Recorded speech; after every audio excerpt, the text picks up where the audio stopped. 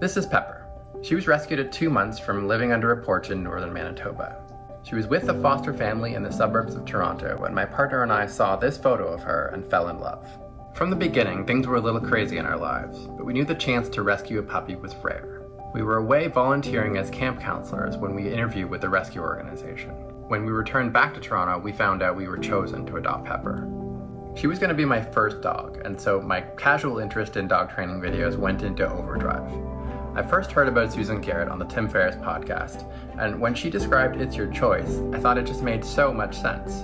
The first time I tried it with her, I was floored at how quickly she was able to control her impulses and calm herself to get what she wanted. I immediately signed us up for Homeschool the Dog.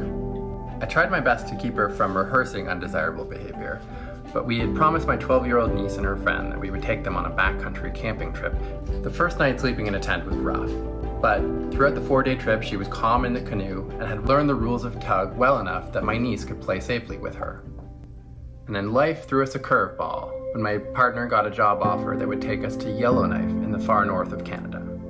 In 6 weeks, we packed up our life in Toronto, bought a new Subaru, some hardcore winter tires, and the biggest crate that would fit into it, and the three of us set off on a 6-day drive to our new life 5,000 kilometers away.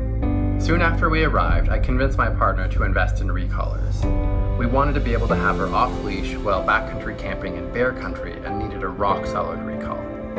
And then, just as we were getting settled to life in the north, practicing our recalls in the middle of a frozen lake, the death of a parent meant that we had to travel down to Texas somehow. She was still young, not yet spayed, and not trained enough to leave behind. So we packed up Pepper's bedroom into the car once again and set off on another road trip adventure. Through all the craziness, the one sense of stability and consistency for Pepper was our recolors games. Even if all we could do was play crate games or tug or hide and seek in a motel room, every day we worked on growing our connection and her sense of confidence. And I think it's paid off already for her to be well-mannered walking down motel hallways and to be left alone in her crate without barking. I think she understands that no matter where we are, when she hops it up into the car, she trusts me and knows that fun things will happen. And I'm certain that as we continue to play our recolors games, we will achieve our goals and I can give her the freedom that she deserves.